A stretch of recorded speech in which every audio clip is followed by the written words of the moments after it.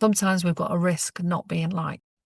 And a conversation that I've had with a few clients, I've had to risk in my work life people not liking me because I was motivated to make a difference to the people who were using the services' lives. People can get really stuck with an idea of how things should work. And sometimes you've got to take a leap forward and say, actually, I know that that's an old way of working, and let's try it this way. And you can have a lot of resistance around you. And I've had that in my career.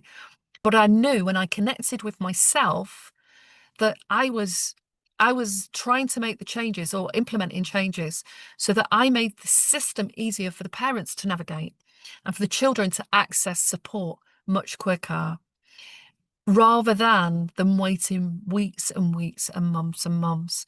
And in the end, and I was saying this to one of our colleagues, a lot of the NHS services or services that support people have a 35% DNA rate.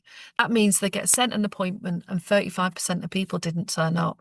So that means 35% of the time that we're paying staff was going to waste, and we couldn't understand. So I changed the system, even though my colleagues thought it was like rubbish, ludicrous, whatever they thought. And I changed the system and ended up having a 99% turn up rate. That was unheard of at the time. Sometimes we've got to risk not being liked. And if you're a people pleaser and you want to be liked by everybody, you're walking into a way of being that ultimately can just become harmful to you.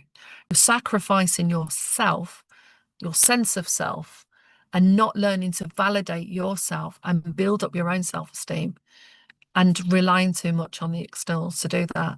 And that's never the best way to go.